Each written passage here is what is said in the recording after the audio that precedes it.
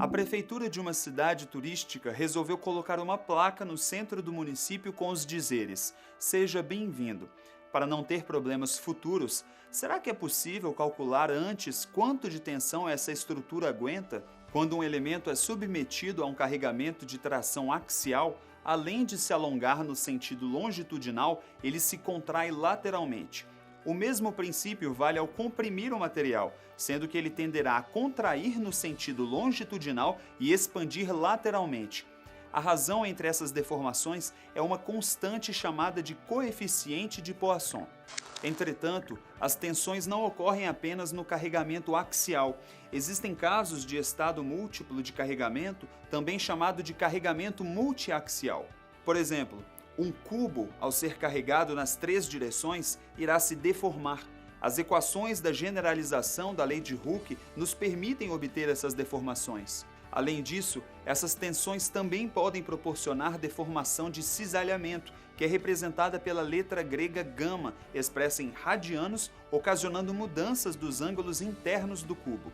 Com isso, podemos ainda construir um diagrama tensão-deformação do cisalhamento. O trecho linear elástico respeita a lei de Hooke para cisalhamento e é expresso por τ igual a G vezes gama. G é chamado de módulo de elasticidade ao cisalhamento. As grandezas G, E e V são correlacionadas dessa forma. Imagine agora que a barra que sustenta a placa da cidade turística foi construída com uma emenda. Como saber as tensões atuantes nessa junção? Nesse caso, podemos determinar as tensões no plano inclinado conforme as equações que envolvem o ângulo da inclinação θ. Na prática profissional, para facilitar a interpretação dos problemas reais, as tensões aplicadas em cada face do cubo são simplificadas a um estado plano de tensão. Para determinar as componentes, precisamos efetuar um corte no plano. Devemos fazer um diagrama de corpo livre com as forças atuantes em cada face. As equações para a transformação da tensão no plano possuem ainda uma solução gráfica. Essa solução facilita a visualização da variação das componentes de tensões e é conhecida como círculo de Mohr. Os conceitos e cálculos de tensão que vimos não aparecem apenas para o caso da placa, eles estão presentes em qualquer estrutura ou máquina que sofra um carregamento. Por ser um assunto muito presente na prática profissional, é importante que você se aprofunde mais. Por isso, bons estudos e até a próxima!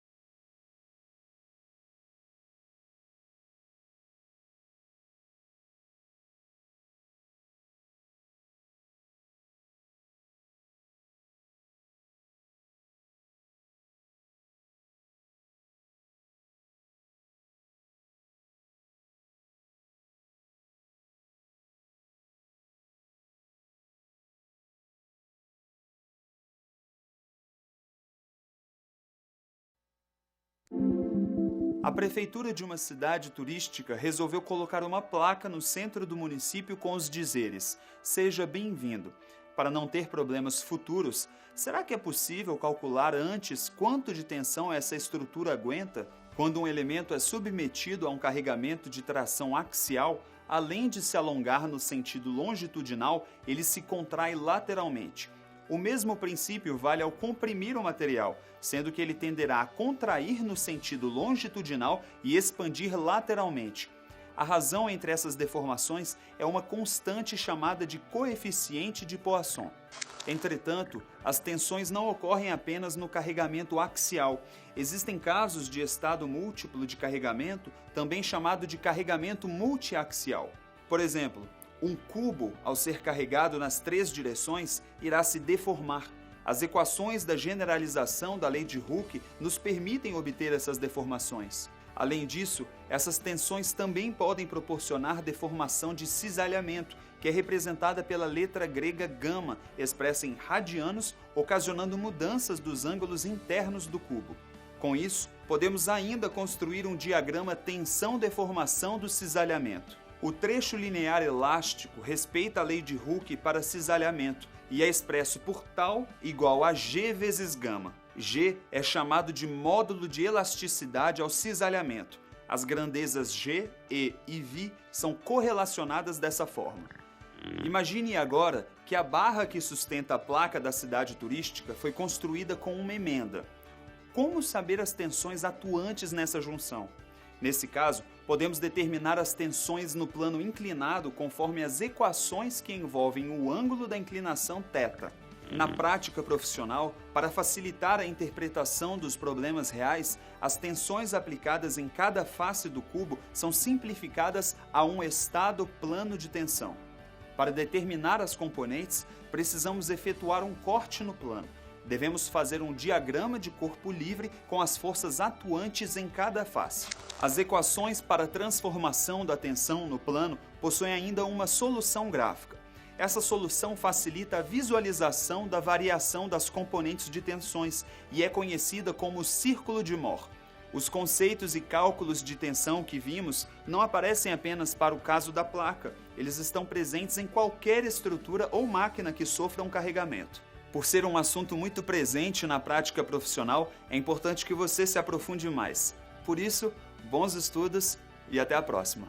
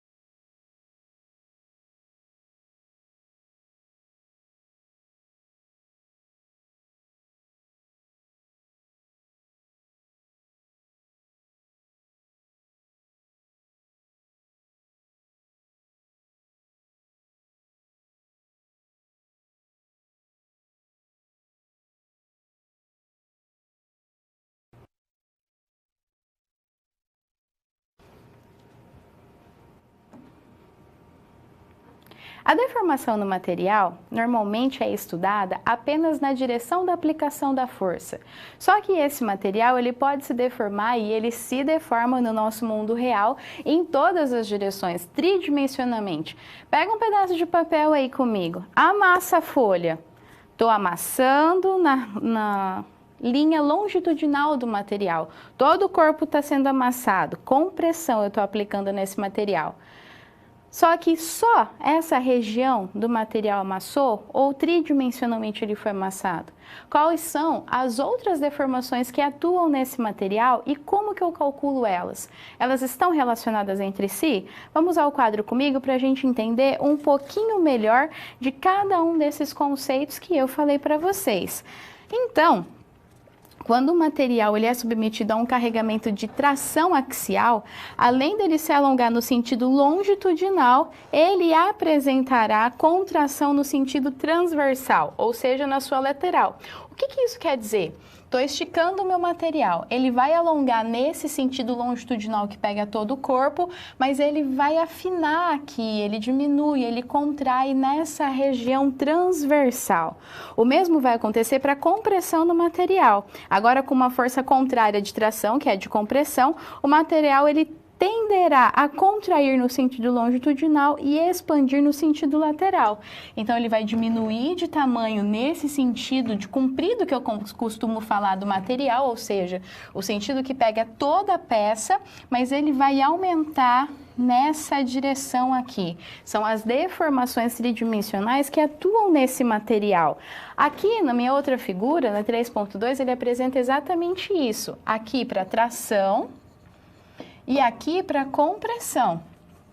Então, eu estico o material, ele afina no diâmetro. Eu diminuo o material, ele aumenta no meu diâmetro. Ótimo! E aí a gente tem então dois tipos de deformação. A deformação longitudinal, que é no sentido da força de tração ou compressão aplicado, e ela é dada pela variação do comprimento pelo comprimento inicial. Lembra que esse delta ele também pode ser escrito por ΔL, que é o comprimento final menos o comprimento inicial. E a deformação transversal, que é essa deformação aqui, ó, a 90 graus do nosso eixo longitudinal, ele é dado por uma outra variação, só que agora é a variação aí do diâmetro, no caso do nosso material aqui específico, pelo raio. Ou a gente pode falar aqui que é a variação do raio final pelo raio inicial. Mas aí veio um cientista com o sobrenome de Poisson e ele verificou que para o cálculo da deformação de um material, considerando a região elástica, então é onde a lei de Hooke atua, a razão entre as deformações transversais e longitudinais eram constantes, uma vez que o alongamento obtido eles eram proporcionais. Sendo assim, essa constante é chamada de coeficiente de Poisson e ela é dada por essa letrinha V aqui em negrito, em itálico, ou pela uma letra grega também chamada Ni, tá certo? Sendo que o valor numérico é único para cada material homogêneo isotrópico, então cada material apresenta o seu valor. E esse sinal negativo aqui, ó, da nossa equação, ele se dá pelo fato das deformações sempre serem contrárias uma das outras. Esse coeficiente de Poisson aí, ele é adimensional e seu valor varia de 0 a meio, sendo que é mais comum entre 0,25 e 0,33. O que significa quando ele fala que esse sinal de negativo, ele está relacionado com as deformações serem umas contrárias das outras? Esse sinal de negativo, ele indica que eu tenho dois tipos de deformação no meu material. Se um vai esticar, a outra deformação vai diminuir e assim sucessivamente. Uma deformação sempre vai ser contrária à outra. Esse sinal de negativo ele vem para lembrar disso, que o coeficiente de Poisson ele relaciona as deformações tridimensionais que eu tenho no meu material, longitudinal e transversal, e essas deformações elas são contrárias entre si, por isso do sinal negativo. Tá certo? Voltemos ao quadro, então. Continuando aí, nós temos para estudar o estado múltiplo de carregamento. O que significa isso? Quando o meu material ele sofre vários tipos de carregamento ao mesmo tempo. Isso ocorre para situações em que os elementos estruturais estão com carregamento atuando nas três direções, tridimensionalmente, do eixo coordenado cartesiano. Então, se ele tem o carregamento atuando nas três direções, significa que vai proporcionar as três tensões normais, tanto em X, quanto em Y, quanto em Z e as suas respectivas nos eixos negativos também, todas elas diferentes de zero. Assim, nós teremos o estado múltiplo de carregamento.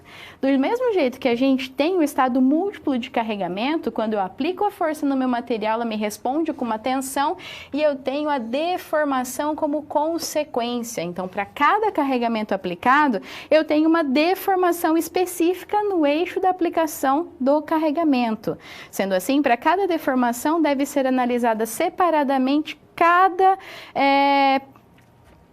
carregamento específico. Eu apliquei no material, ele tem uma deformação obtida. E aí, para isso, a gente deve considerar o princípio de superposição.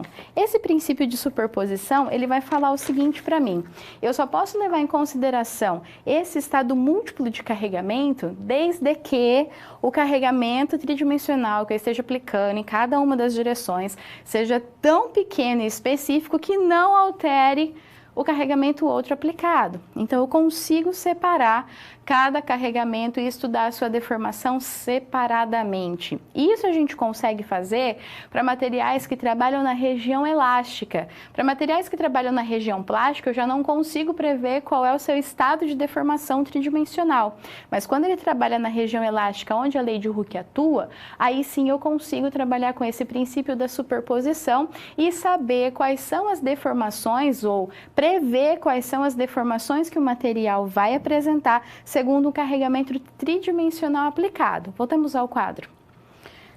Então, para uma barra com comportamento elástico, pensa aí numa barra qualquer, aquela que estava esticando ali por tração ou comprimindo por compressão, em que a lei de Hooke é válida. Como assim? Vamos lembrar o que é a lei de Hooke então, no limite elástico. Ela fala que a tensão e a deformação, elas estão proporcionais entre si através do módulo de elasticidade, e isso só ocorre na região elástica do material.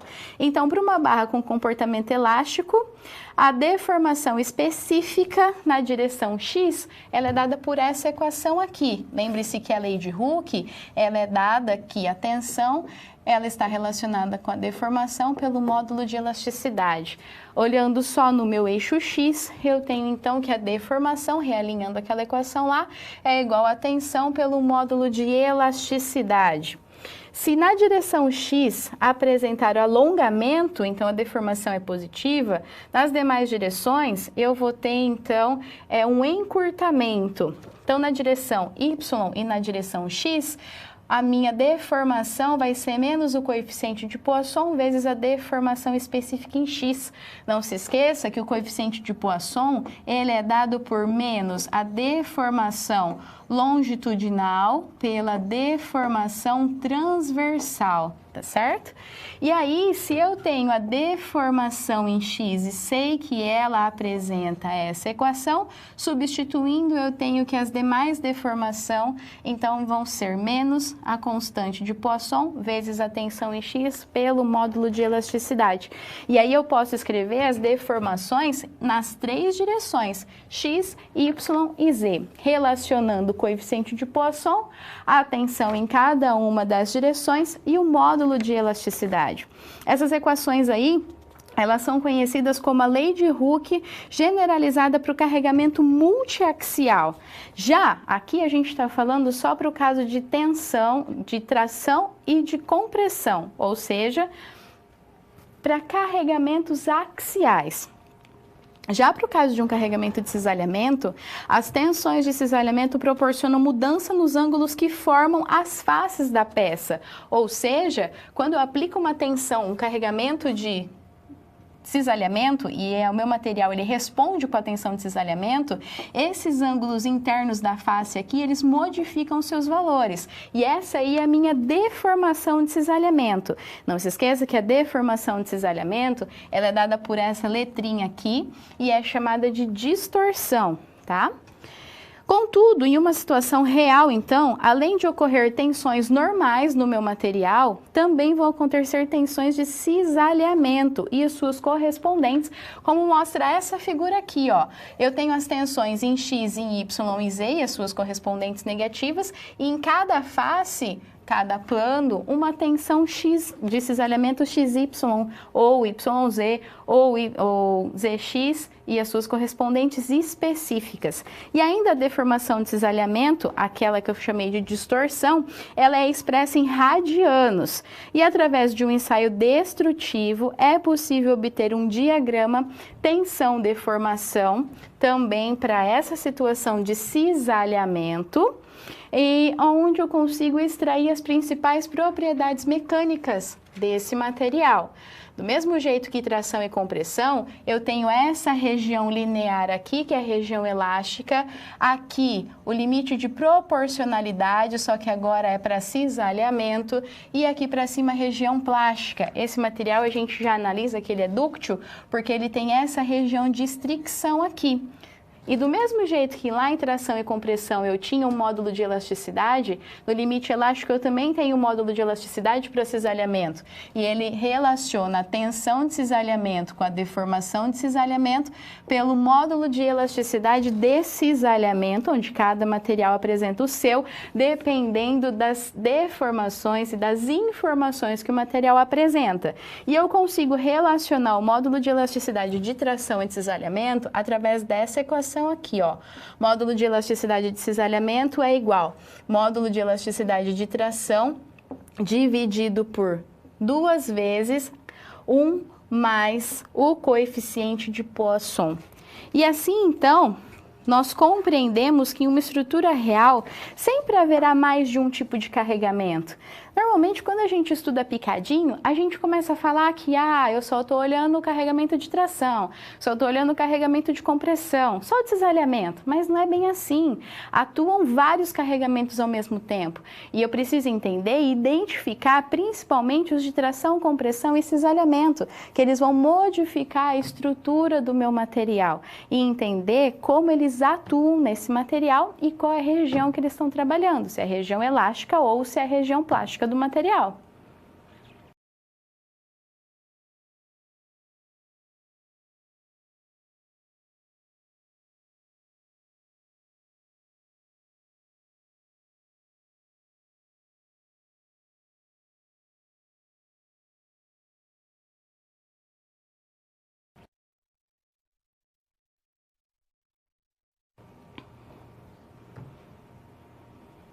Nessa situação problema, você precisa identificar quais são as deformações previstas aí numa situação em que a sua empresa foi contratada para resolver um problema lá de colocar placas de sinalização na estrada para falar que é obrigatório, para lembrar os motoristas, que é obrigatório o uso dos faróis acesos. Por falar nisso, toda vez que você for viajar, não esqueça de acender o seu farol na estrada, tá bom?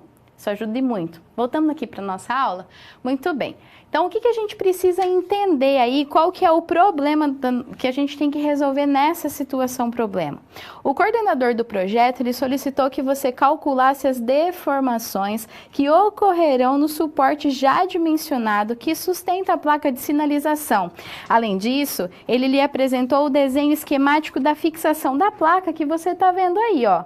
Então, essa é a carinha que tem o nosso desenho esquemático da fixação da placa. Note que os apoios da placa, eles são simétricos. E é esse apoio que ele está falando aqui, ó. O que é o simétrico? Se eu dividir essa placa ao meio, tudo que eu tenho para esse lado, eu tenho para esse. Então, as forças, elas estão divididas, estão aplicadas simetricamente. Esse suporte ele está engastado em um pórtico acima dele, representado aqui, esse pórtico. O suporte é uma barra quadrada com seção transversal vazada de dimensões 50 mm por 80 mm e espessura de 5 mm, com um comprimento de 1,5 m aqui. Apresenta módulo de elasticidade de 70 GPa e coeficiente de Poisson de 0,30. E para essa situação, o suporte ele atenderá à condição de segurança? Então, o que é necessário fazer? Essa placa de sinalização aí, ela tem um peso, eu vou voltar para vocês irem relacionando com o desenho. Ela tem um peso de 2 kN e por condição de segurança o suporte não poderá deformar do que 0,05 mm no sentido longitudinal. Então não pode esse suporte ele não pode deformar mais do que 0,05 nesse sentido aqui e mais do que 0,5 micrômetros nesse sentido aqui, que é o sentido transversal. Não se esqueça que, como o apoio é simétrico, o carregamento em cada barra do suporte será 1 kN, porque se eu tenho 2 kN para tudo, dividindo aí pelos dois suportes, 1 kN. Assim, para calcular a tensão, nós primeiro devemos calcular a área da seção transversal e, como a seção é vazada, será o cálculo da área externa menos o cálculo da área interna, levando em consideração a espessura do material. Então, a área ela é dada por 0,0012 metro quadrado. Não se esqueça, foi dado em milímetros as medidas. Não se esqueça de passar para metro, que é a unidade no sistema internacional, tá? E aí, com essas informações, nós podemos determinar a tensão normal na barra, já que a tensão é força pela área. Eu tenho a força, que é 1000 Newton em cada uma das barras, dividido pela área que eu acabei de obter, eu tenho que a tensão ela é 833,33 kPa, onde quilo é uma... Eu esqueci a palavra agora, por isso que eu parei de falar. Mas ela é uma representação, uma potência de base 10, chama prefixo, lembrei. É um prefixo de base 10 que representa qual é a elevação, quantas casas aí estão sendo elevadas, tá? Não se esqueça que quilo é 10 a terceira, eu tenho aí mega, que é 10 a sexta, tenho giga, que é 10 a nona, que é o que mais são utilizados aí nesses cálculos de tensão e deformação. Assim, então, com atenção à deformação específica longitudinal, que é aquela na direção da aplicação da força, levando em consideração a deformação elástica, onde a lei de Hooke atua, que a tensão é igual ao módulo de elasticidade pela deformação. Eu modifiquei a equação, então eu consigo calcular a deformação longitudinal, dada em 1,19 vezes 10 a menos 5. E como foi fornecido o coeficiente de Poisson, que é 0,30, podemos determinar então a deformação específica transversal. Se eu tenho que a equação do coeficiente de Poisson relaciona a deformação transversal com a longitudinal, eu consigo calcular essa deformação e é de menos 3,57 vezes 10 a menos 6. Uma coisa importante aqui para a gente levar em consideração. A deformação longitudinal, ela relaciona a tensão pelo módulo de elasticidade. Tensão é dada em Pascal, tá? Então, aqui é Pascal. Depois você acerta aí no seu material. Quando eu simplifico Pascal com Pascal, eu não tenho nada. A deformação, ela é adimensional ou ela é dada em porcentagem, tá? Conhecendo então as deformações específicas no material, podemos calcular as deformações em todas as direções. Então você pode considerar aí as dimensões que foram dadas lá para a sua placa, onde ele está falando comprimento em X, em Y e Z, e as deformações em X e em Y, a deformação em Z que você calculou. Assim, então, nós teremos a deformação longitudinal, relacionando com aquela equação de deformação. Lembra aí comigo que a deformação ela é dada pela variação do comprimento pelo comprimento inicial. Escrevendo de outra forma, variação do comprimento pelo comprimento inicial. Ótimo. Eu também consigo, então, calcular essa deformação em X e calcular essa deformação em Y. E esses valores atendem às condições de segurança proposta e você chega lá para o seu coordenador e fala, tá aí, quais são as deformações e eles estão na faixa de segurança proposta. Vamos ver uma outra aplicação de um outro exercício agora? No conceito de deformação de cisalhamento para o freio de uma bicicleta. Então, nós temos aí uma figura que ela apresenta o perfil esquemático do sistema de freio de uma bicicleta. Para este freio é utilizada uma borracha de cada lado com seção transversal em contato com o pneu de 20 milímetros por 50 milímetros. Sabendo que o módulo de elasticidade transversal é de 0,2 megapascal e que a deformação por cisalhamento não deve exceder a meio radiano, qual será a maior força de atrito que o sistema deve suportar? Então, ele está querendo saber qual é a força cortante. Eu preciso aí, para começar a resolver esse exercício, saber que ele trabalha na lei de Hooke. A lei de Hooke se aplica. Então, para determinar a máxima força de atrito que a borracha do freio pode suportar, primeiro devemos descobrir qual a máxima tensão de cisalhamento, sabendo que o limite de deformação para o cisalhamento é meio radiano e eu tenho o módulo de elasticidade. Então, pela lei de Hooke, tensão de cisalhamento é igual ao módulo de elasticidade pela deformação. E eu quero saber aí quem é a tensão.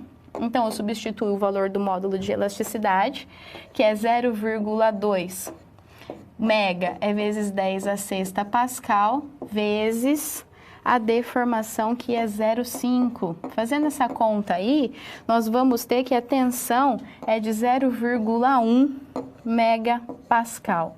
Com esse valor agora, nós podemos determinar a força. A força de cisalhamento, ela está nessa equação aqui, ó. Tensão é igual a força pela área. Então, a minha força vai ser a tensão vezes a área. Quem é essa área? Ele deu aí a área em relação às medidas dessa área lá no enunciado, onde ele falou que é 20 milímetros por 50 milímetros. Então, transforma isso aí em metro e calcula a área. Feito isso, coloca o valor da tensão.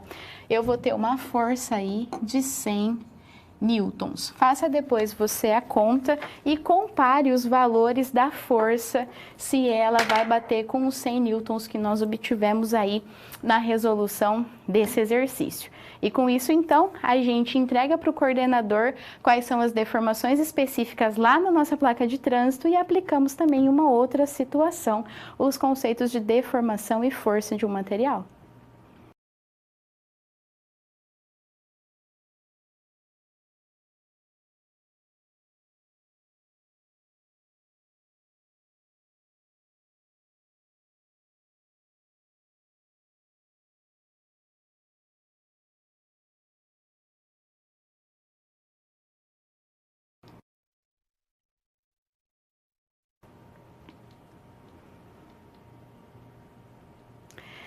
É costume a gente estudar no material como que ele vai reagir à aplicação da força só numa direção. Mas e quando a gente está falando de um estado oblíquo? O que é um estado oblíquo?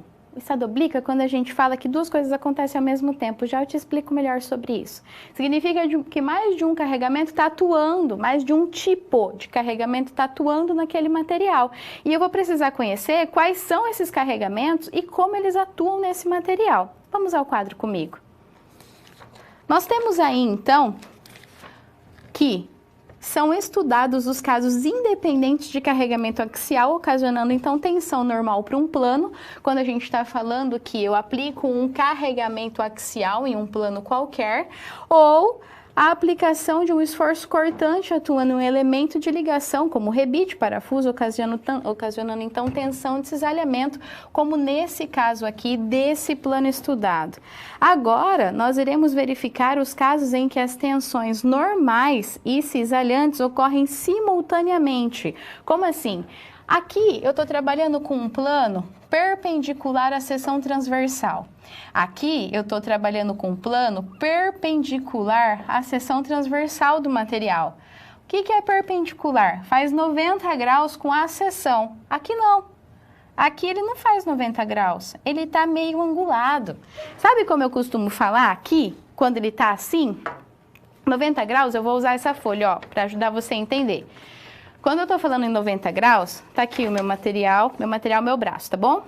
E aí tem um aqui, 90 graus, ó, tá vendo? Agora, eu não consigo enfiar a mão aqui dentro para você ver como se a folha fosse o plano. Imagina aí, tá? Tá, 90 graus. Se eu colocar assim, ou é 0 graus, você não vê, ó, ou é 180 graus. Ótimo. Só que quando ele tá angulado, ele pode estar em qualquer uma desses aqui, ó. E eu não sei qual é o ângulo que ele tá. Tá aqui o material, ele pode estar nesse ângulo aqui, o plano, assim, assim, assim. E aí que eu preciso saber como que as forças atuam nesses planos que tem um ângulo de 90 graus. Primeiro entender qual é esse ângulo, que eu preciso saber dele, para decomposição das forças, e depois compreender qual é a atuação de força nesses casos. Isso é um carregamento oblíquo. A atuação de mais de uma força quando o plano não é 90 graus com o eixo longitudinal do material. Mesmo que eu aplique uma força longitudinal, como eu tenho esse plano deslocado, a aplicação é angulada da força naquele ponto específico. Voltemos ao quadro, que é o caso que acontece aqui, ó. Eu tenho uma força axial atuando no material, só que nessa região de corte, essa força axial ela continua atuando, só que eu tenho uma componente dela nessa direção e uma componente dela nessa direção. E é isso que a gente precisa compreender. E o que nós temos, então? Nós temos que, para uma situação aí, desse tipo de carregamento, eu preciso saber qual que é o carregamento cortante, qual que é o carregamento normal ou axial, para eu poder entender e compreender os seus valores. O que eu tenho nesse caso? O carregamento P, então, ele deve ser composto para que a gente saiba quais são os valores das forças normais e das forças cortantes. Para a força normal, eu tenho que a força normal, ela vai ser o carregamento P vezes o cosseno desse ângulo aí do meu material, desse meu plano. Já o carregamento V, ele vai ser o mesmo carregamento P, só que agora seno desse mesmo ângulo. E aí, quando o ângulo for de 45 graus, ele ocorrerá a máxima tensão de cisalhamento e a máxima tensão normal também. Isso porque quando a gente tem o carregamento, deixa eu tirar esse V daqui para você não confundir. Se eu tenho o carregamento, eu consigo saber a tensão, porque a tensão é a força pela área. Só que essa área aqui, ela também está angulada por relações trigonométricas, que se você tiver curiosidade, depois você pesquisa no seu livro de referência aí, que ele te dá passo a passo, a tensão normal, ela vai ser reescrita agora como a força P pela área, vezes o cosseno ao quadrado de θ. E a tensão desse cisalhamento vai ser a força P pela área, vezes o seno de θ, vezes o cosseno de θ. E aí, para quando o meu ângulo for 45 graus, então eu tenho aqui o valor máximo da tensão de cisalhamento. Para melhor compreender o estado de tensões aí que a gente vem discutindo, vamos analisar um cubo de lado A com um centro Q, com as tensões aplicadas em cada face do cubo, que é o que eu trouxe aqui para vocês nessa imagem. Eu tenho um cubo que é um elemento infinitesimal de um material qualquer, aqui o ponto Q é o seu ponto principal, lado A, e em cada uma das faces está atuando a tensão de cisalhamento, tensão normal de tração também. Analisando as tensões então normais e cisalhantes, temos que a força pode ser definida como produto da tensão pela área, ou seja, eu tenho a tensão, é força pela área. Se eu quero a força, é o produto da tensão pela área. Só realinhei a minha equação, para ser possível então realizar o equilíbrio das forças. Para o equilíbrio das forças, eu tenho aqui as condições em x e em y, e momento tem que ser zero.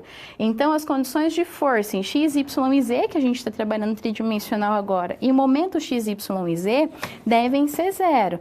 A partir dessas equações, podemos concluir que as tensões de cisalhamentos atuantes em faces perpendiculares, elas são iguais entre si. Então, eu vou trabalhar com um plano só. O plano oposto, o plano negativo, ele não entra porque eles são iguais entre si. Ou seja, para um parafuso, que é o que está representando nessa imagem aqui, se eu trabalhar com o seu elemento infinitesimal, no qual as tensões de cisalhamento são atuantes, essa tensão aqui, ó, ela é exatamente igual a essa tensão aqui. Então, a gente vai estudar o valor dessa tensão em específico. Já para o cubo, considerado no meio dessa barra aí, ó, o que a gente tem? No primeiro caso, na figura A, esse elemento infinitesimal, ele está paralelo com a força aplicada. Então, nesse caso, a minha tensão calculada é só na direção da aplicação da força, que é a força pela área. Agora, se eu deslocar esse cubo, nesse elemento, em 45 graus, olha como a força, a tensão obtida aqui, ó, já não coincide mais com a aplicada. Então, eu tenho que levar em consideração as decomposições da força principal P, tanto para a tensão normal quanto para a tensão de cisalhamento, e verificar qual que é o valor da tensão específica e aplicado nesse caso oblíquo. Nessa situação de 45 graus, eu tenho o caso em que a tensão média de cisalhamento é máxima, que apresenta o mesmo valor da tensão normal.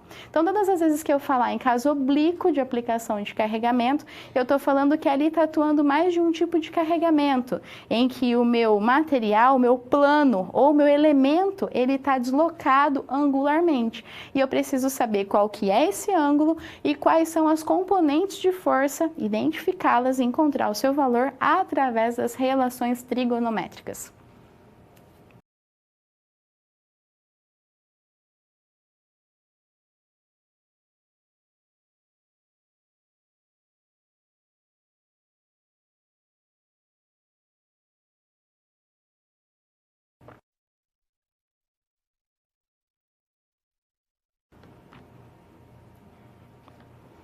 Lá nas placas de sinalização que a sua empresa vai ter que colocar nas estradas, vai ter que ser feita uma emenda. Porque foi comprado material, e aí foi comprado material muito maior do que o tamanho ali do suporte, sabe? Que era de 1,5. Então, para não jogar material fora, em algumas placas vão ter que, as sobras do corte do e-mail, vai ter que emendar ali, soldar, para ganhar material. E a gente precisa entender como que vai dar essa solda, como que vai dar esse material, o que vai acontecer ali. Vamos no quadro comigo.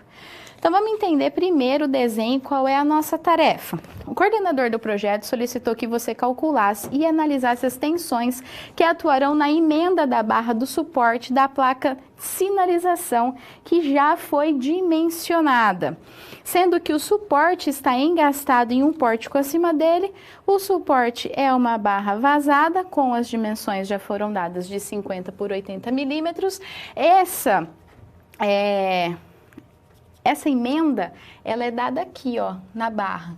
E ela apresenta essa angulação aqui que a gente vai precisar estudar, que é de 65 graus. E aí, o que ele precisa saber? Bom, as emendas, elas são feitas na metade do comprimento da barra do suporte com a inclinação apresentada de 65 graus. E aí eu tenho que a tensão admissível desse material, tensão de cisalhamento admissível é de 600 kPa e a tensão normal admissível é de 800 kPa. Será que essa emenda feita no suporte, ela atenderá à condição de segurança? Para isso, a gente precisa analisar algumas coisas e fazer um pouquinho de conta. Primeiro passo é calcular a área. Como a área é vazada, então é a externa menos a interna, levando em consideração a espessura, que é 5 milímetros. Mas não esquece que se é 5 milímetros para um lado, é 5 para o outro também. Então, você vai diminuir 10, tá? Por isso que aqui é 50, e aqui é 40, aqui é 80 e aqui é 70, tá? Então, encontrei o valor da área. Feito isso, eu tenho que aplicar as equações de tensão para cisalhamento e para tração ou compressão para situações anguladas, para os estados oblíquos. Então, eu tenho aqui a tensão normal e a tensão de cisalhamento que eu vou utilizar. Cuidado com o ângulo. Por quê? Ele deu aí uma pegadinha, 65 graus. Só que, tenta enxergar aqui comigo um eixo de coordenadas cartesiano. Se aqui é x, finge que está reto. Opa! Aqui é y. Quem que eu tenho que levar em consideração? Esse aqui é um vetor qualquer aí para a gente tentar enxergar o ângulo. Eu tenho que saber quem é esse ângulo aqui, ó, entre a abscissa, que é meu eixo x, até o vetor correspondente. Então, se tudo isso aqui no quadrante é 90 e isso é 65, aqui o meu ângulo é de 25 graus. E é esse ângulo que eu vou usar para a realização das minhas contas, que é o que está falando aqui, ângulo de 25 graus. Aí, eu tenho que a tensão normal é igual a isso aqui e a tensão de cisalhamento é igual a isso aqui. Eu rearranjo para saber qual é a força normal e qual é a força de cisalhamento.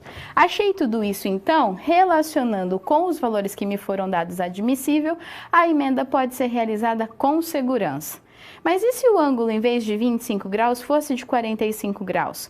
Para o ângulo de 45 graus, a tensão média é igual à tensão normal, que é a força dividido por 2 vezes a área. E aí eu tenho para o caso de cisalhamento e para o caso de tração. Nesse caso aí, nós temos que, comparando 45 com 25 graus, os valores para o 45 graus são maiores que para o 25. Então, do jeito que vai ser executada a emenda ali, não tem problema. É seguro com 25 graus. Mas percebe, se com os valores para 45 é maior, por que você não sugere para o seu coordenador, então, fazer a 45 graus? Porque os valores de força são maior, a situação de segurança é maior. E aí você tem uma margem maior de segurança no seu projeto.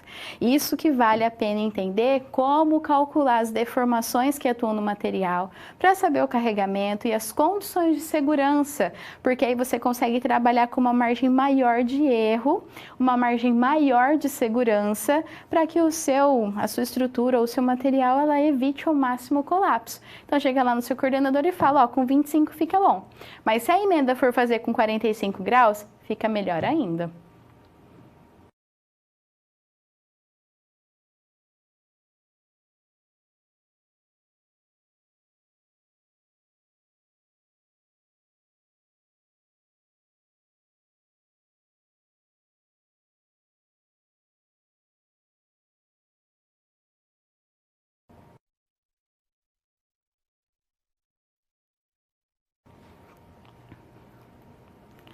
No estudo plano de tensões, a gente leva em consideração uns elementos infinitesimais do material.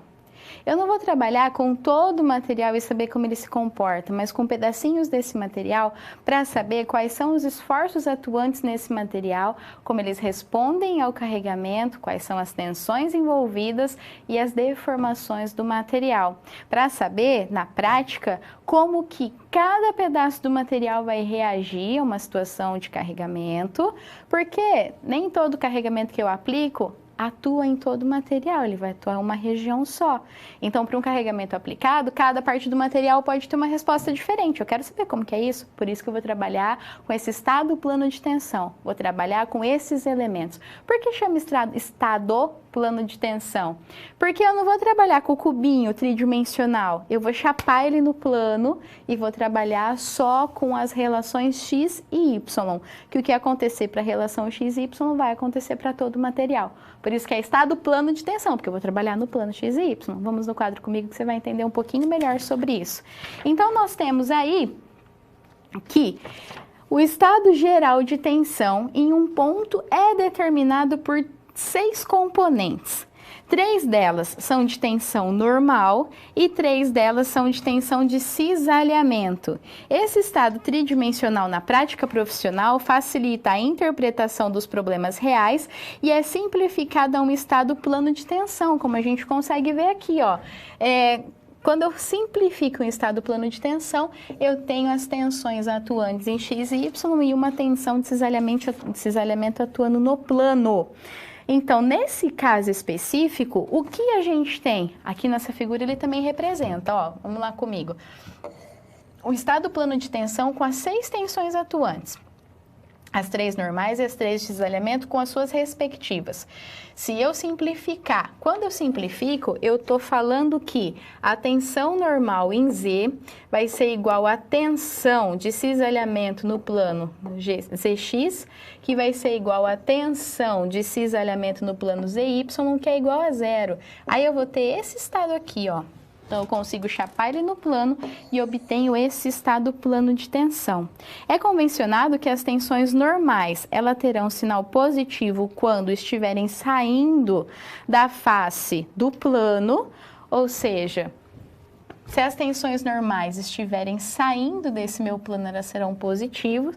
E também, por convenção, nós temos que as de cisalhamento terão sinal positivo quando as componentes superior e do lado direito estiverem no sentido para a direita e para cima, respectivamente. Já o ângulo θ define a orientação do plano inclinado, que será positivo se apresentar sentido anti-horário. Então, aqui eu tenho caso de positivo para as tensões normais e aqui caso de positivo para as tensões de cisalhamento. E esse meu ângulo de rotação aqui, para um novo eixo, linha que eu vou chamar aqui, eixo cartesiano linha, ele vai ser positivo se a rotação for anti-horário. Para você entender um pouquinho melhor sobre essas rotações, pensa aí comigo no momento de uma força, sabe o torque? Ele vai ser positivo se rotacionar. Eu aplico uma força, o material rotaciona no sentido anti-horário, torque positivo. Se eu aplico uma força, ele rotaciona no sentido anti-horário, torque negativo. Aí, para o estado de plano de tensão, é a mesma coisa.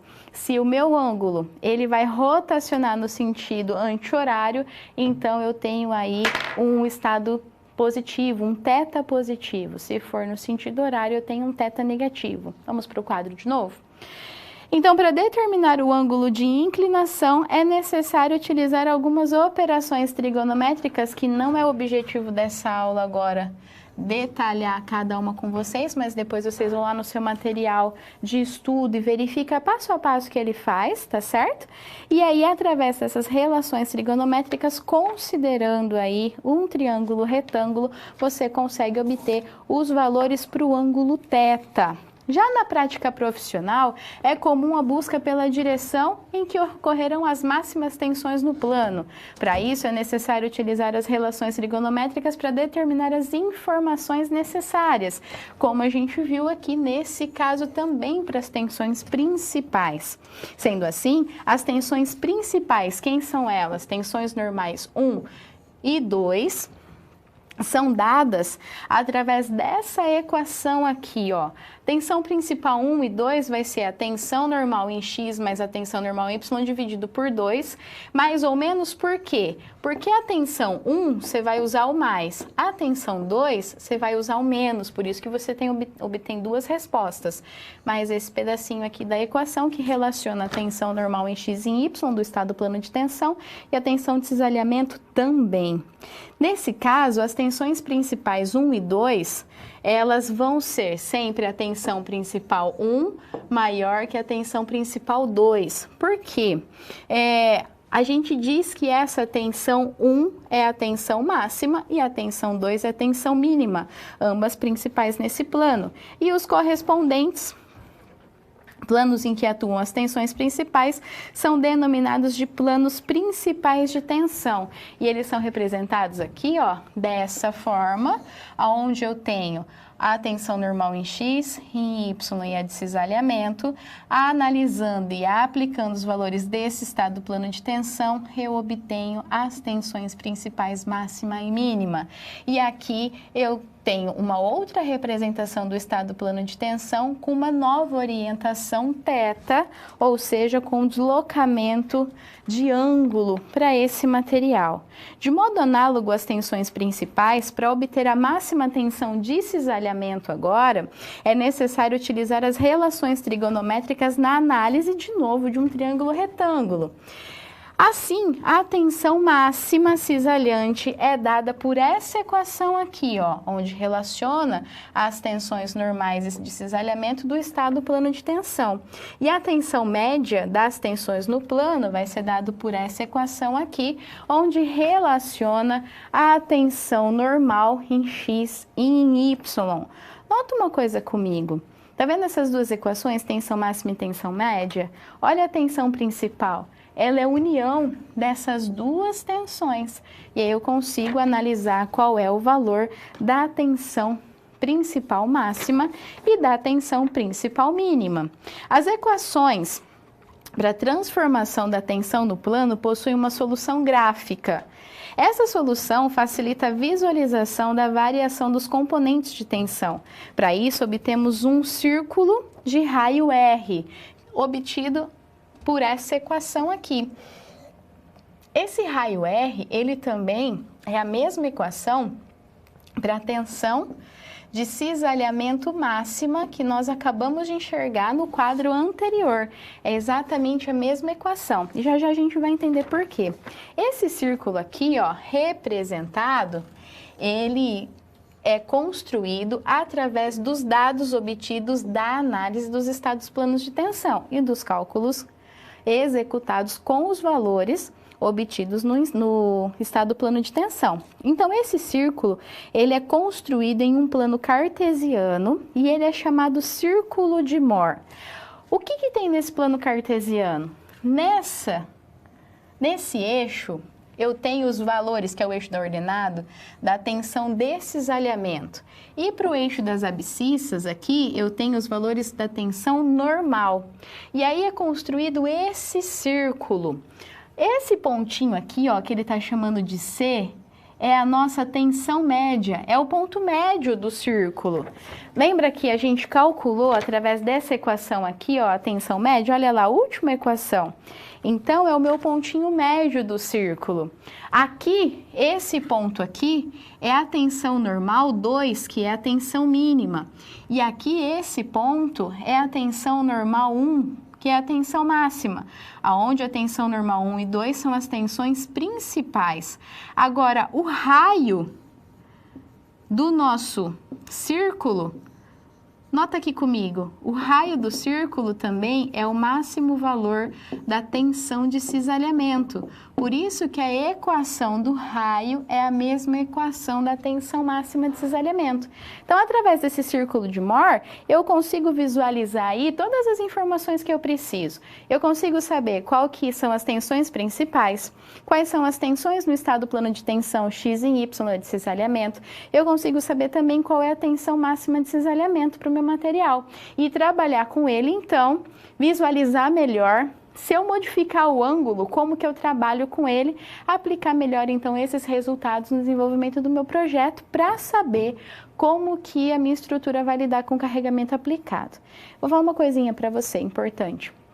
Tem um software gratuito para você, estudante, ele é chamado de MD Solids, você consegue entrar na página e baixar, tem todo o caminho na própria página do fabricante para baixar, para uso gratuito, em que você consegue trabalhar com o círculo de Moore. Então depois, vai lá, faça o download desse material, desse software e refaça tudo isso que a gente viu nesse pedacinho aqui sobre o círculo de Moore, refaça lá no software e compare os resultados. Vai te ajudar a entender melhor como se dá a construção do círculo de Moore.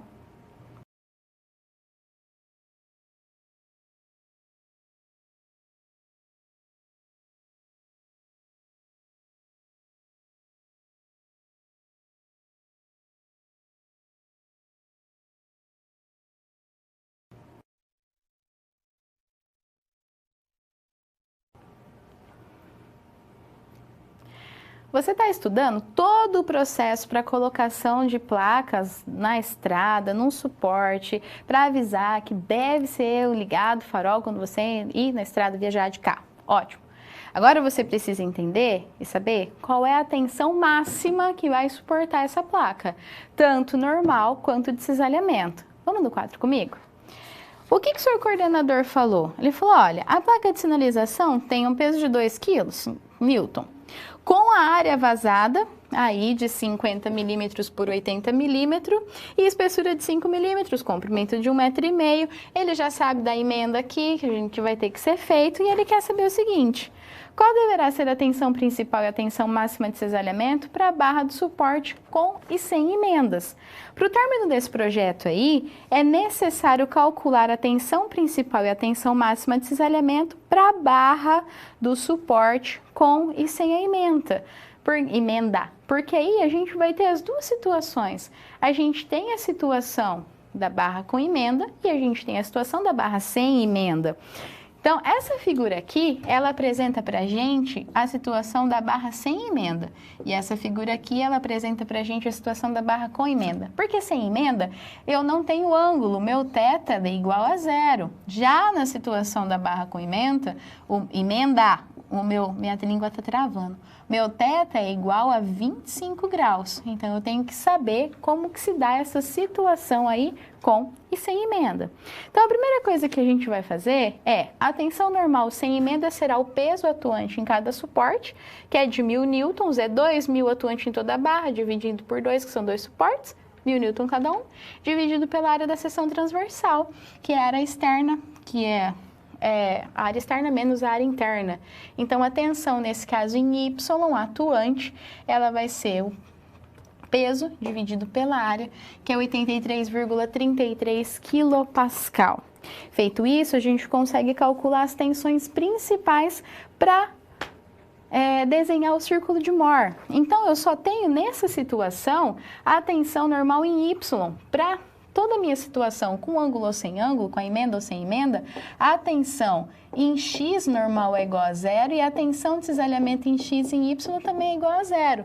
Então, quando eu aplico as equações para a tensão principal 1 e 2, eu tenho que a tensão máxima é 833,33 MPa, a mínima é 0, a tensão média 416,66 kPa e o raio, que é a tensão de cisalhamento máximo, 416,66 kPa. E eu consigo, então, calcular o círculo de Moore para a situação de 25 graus. Vou calcular para 25 graus, que é esse dado aqui, ó. Tensão mínima em 0, tensão máxima que foi obtido lá pelo nosso material. Aqui o ponto médio do material e aqui o raio, que é a tensão máxima. Só que eu também tinha um caso que eu propus para o coordenador, e se θ fosse igual a 45 graus? Se θ fosse igual a 45 graus, aqui para a primeira situação, θ é igual a 25 graus, né? Se θ fosse igual a 45 graus, o que aconteceu? Eu mudei o meu ângulo de rotação. Então eu mudo a cara do meu círculo de Moore. E aí, quando você aplica esses conceitos e varia no software, na construção do seu círculo de Mohr, é nítido quais são as diferenças nas tensões principais, na tensão de cisalhamento máximo que o seu material vai apresentar. E através da análise do círculo de Mohr, eu consigo verificar mais facilmente como isso acontece, que é o que aconteceu ali nesse caso, que a gente trabalhou para 25 graus e para 45 graus. Ali eu te falo. Utilize também, além de você conseguir construir o software na mão, porque você vai colocar lá os valores da tensão máxima, mínima, normal, o raio, aí você traça o círculo, você sabe onde é o ponto médio, faça isso também para variação do ângulo e utilize o software MD Solids e compare os seus resultados. Com isso tudo, você já trouxe todas as informações que você tinha necessárias para o desenvolvimento do projeto e entregou para o seu coordenador. E mostrou para ele que é possível sim desenvolver esse projeto com essa placa, com esse suporte, com esses apoios, né? Com essas barras, com a emenda que ele queria de 25 graus, mas que no final de tudo é possível, mas melhoraria o projeto se a emenda fosse de 45 graus.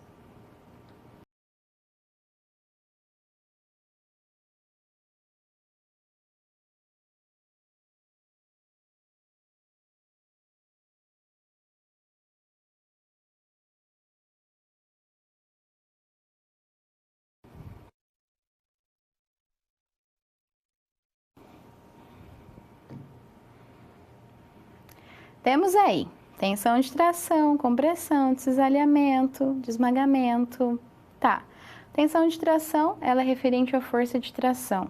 Tensão de compressão, referente à força de compressão. Tensão de cisalhamento, referente à força de cisalhamento. Tensão de esmagamento, referente à força de esmagamento.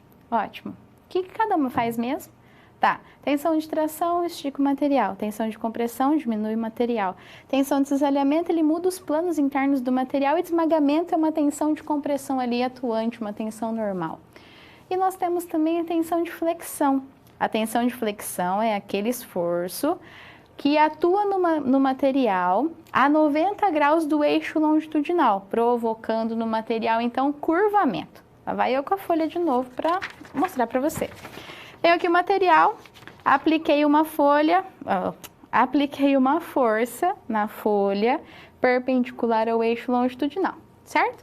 O que aconteceu com essa força quando eu aplico, com essa folha quando eu aplico a força? Ficou um trava-língua, né? Força da folha, da folha, da força. Vamos de novo?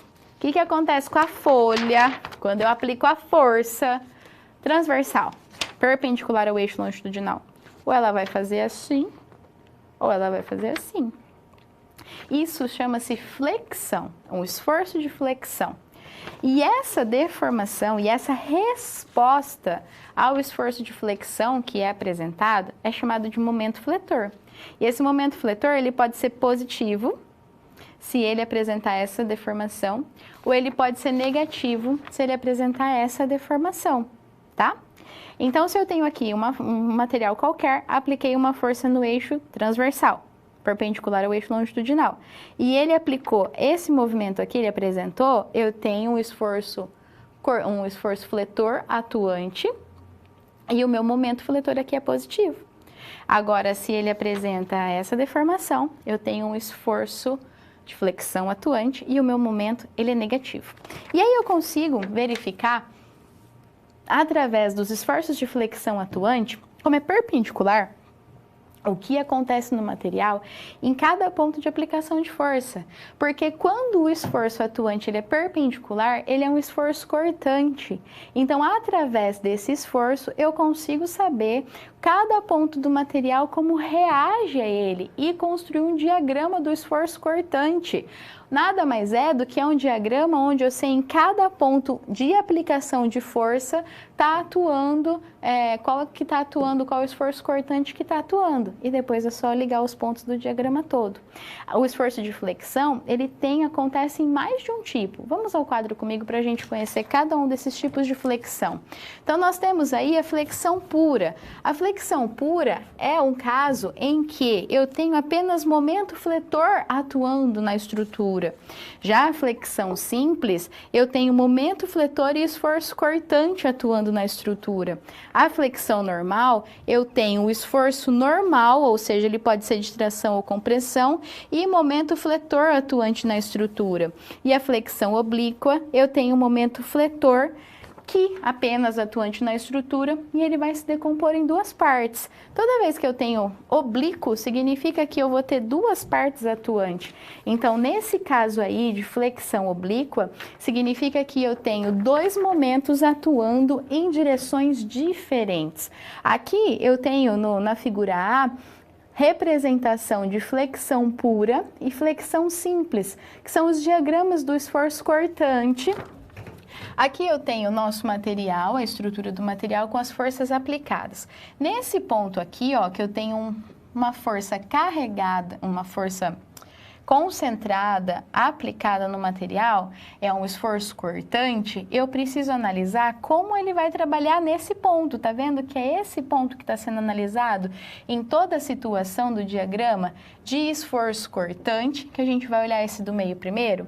Então, nesse caso aqui, nesse ponto, eu tenho atuando um esforço, aqui eu tenho um esforço atuando que é o do apoio, e aqui um esforço atuando que é do carregamento P. Aqui um esforço atuando que é do carregamento P e aqui um esforço atuando que é do apoio. Então, eu vou unir todos esses pontos e eu construo o meu diagrama de esforço cortante. Só que se eu tenho diagrama de esforço cortante, eu também tenho diagrama de momento fletor, porque quando eu aplico uma força de flexão, ou ele faz um momento positivo, ou ele apresenta um momento negativo. E do mesmo jeito, eu quero saber qual é o momento aqui, ó. Qual é o momento em cada um desses pontos de atuação de força. Então, eu sei que o momento ele vai começar em 0, vai ter o seu máximo aqui por conta da aplicação de força P com os cálculos. Aí ele vai continuar com o mesmo valor aqui e desce para 0. Mesma coisa, ele vai acontecer nesse caso de B, onde eu tenho flexão normal e simples atuante. Cada ponto eu vou ter um tipo, cada ponto da aplicação de força eu vou ter uma mudança no meu diagrama. Aqui eu tenho uma força, um carregamento angulado. Então, nesse carregamento angulado, é como se eu tivesse um carregamento PY aqui e um carregamento PX aqui, por isso que a gente está chamando aí, nesse caso, que eu tenho flexão normal, porque eu tenho um carregamento normal atuando, que é o nosso PX. Note que a gente está sempre olhando nessa região da aplicação de força. Aqui, a aplicação de força é porque é a reação do apoio. Então, eu tenho 3 pontos característicos que são das aplicações de força. O que eu faço com o resultado, com o restante do meu diagrama, com o meu gráfico? Eu somo nos pontos. E assim eu vou trabalhar, então, com a construção do diagrama do momento fletor e o diagrama do momento, do esforço cortante. Quando a gente trabalha com flexão, a gente trabalha com a análise da linha neutra no material. Por quê? Quando eu aplico, então, a flexão no material e ele apresenta um momento positivo ou negativo, essa linha do meio aqui do material, que é o que a gente chama de linha neutra, ela se movimenta, ela se modifica. Então, nessa situação, o meu momento é negativo, nessa situação, o meu momento ele é positivo, que é o que a gente chama de zona tracionada e zona comprimida para diferenciar quando o momento é positivo ou negativo. Quando a zona tracionada, tração, esticou, está aqui na parte de cima, eu vou colocar a zona tracionada, e a zona comprimida está na parte de baixo, meu momento é negativo. Quando minha zona comprimida está na parte de cima e a zona tracionada está na parte de baixo, meu momento ele é positivo. E qual o valor dessa tensão na linha neutra? Quando a gente está trabalhando aí com a linha neutra, na linha neutra o valor de tensão é 0, por isso que chama linha neutra, tá? Ótimo. Só que eu vou me afastando dessa linha neutra para as extremidades e as tensões vão ganhando valores até chegar ao máximo na extremidade. E aí a gente tem que, para os casos de tensão, quando a gente aplica um esforço cortante, um esforço de flexão, e ele me dá um momento positivo, que eu tenho essa característica, né, de parábola para cima, eu tenho que analisar quais são os valores das minhas tensões, tanto na zona tracionada quanto na zona comprimida. E assim sucessivamente também para quando o meu momento for negativo. Então, quando você tiver uma situação aí de carregamento, numa estrutura, a primeira coisa que você faz é calcular as reações nos apoios, depois deixar todos os esforços concentrados. Aí você vai olhar cada ponto específico, verificar como que atua naquele ponto específico a sua estrutura. Como? Aplicando as condições de equilíbrio novamente para o cálculo de reação da estrutura. A estrutura tem que estar em equilíbrio. Feito isso, você coloca os pontos e vai unindo, tanto para as forças quanto para os momentos. E aí você tem o seu diagrama de esforço cortante e também o seu diagrama de momento fletor. E verifica se o momento fletor ele é positivo, tem a concavidade da parábola, tem a concavidade assim, viradinha para cima, ou se ele é negativo, que tem a parábola dessa forma assim. Tá certo?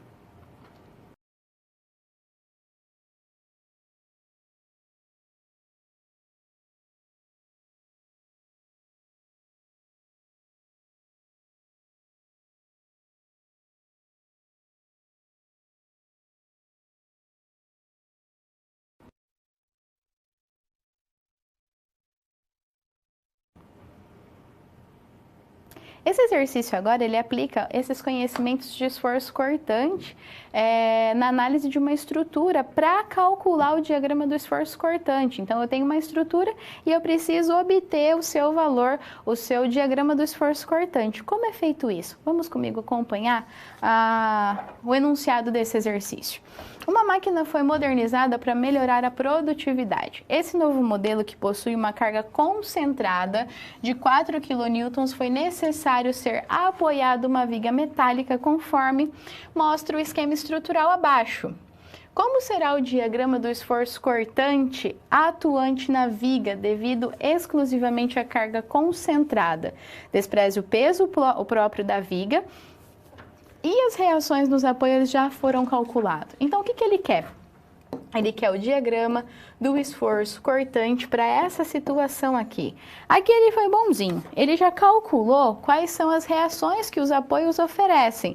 Então, o apoio A, ele vai oferecer aí uma reação de 2,4 kN. O apoio B, uma reação de 1,6 kN para essa força de 4 kN aplicado. Como que você vai chegar nesse resultado?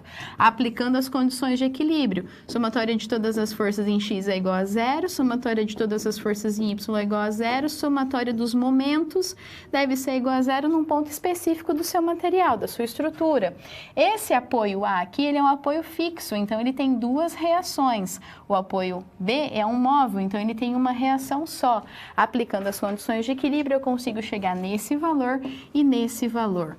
Para eu calcular o esforço cortante, para eu calcular tanto o esforço cortante quanto montar o diagrama do esforço cortante, eu preciso dividir essa minha barra nesse local de aplicação da força aqui, ó. Se eu tivesse mais de uma aplicação de força, eu dividi em mais um lugar.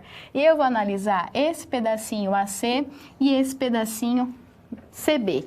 E vou aplicar sobre ela as condições de equilíbrio. Só que agora eu tenho que aplicar as condições de equilíbrio em Y para saber quem que é o esforço cortante. Se eu quisesse saber quem era o momento fletor, eu aplicava as condições de momento. Então, primeiro, analisando o equilíbrio em AC, nós temos aí que a somatória de todas as forças deve ser zero. Então, eu tenho 2,4 do apoio menos o V, que o V está apontando para baixo, tem que ser zero. Logo, nesse ponto aqui, eu tenho um esforço de 2,4, que é o do meu apoio. Já eu tenho que olhar agora as reações que ocorrem no outro segmento CB. Então, eu vou aplicar a condição em Y. Nesse caso, o que eu tenho? Eu tenho que, aplicando as condições, esse meu ponto vai ser de menos 1,6. Essa discrepância no ponto da aplicação de força tem que ser exatamente o valor da força. Então, 2,4 mais 1,6, aqui dá exatamente 4.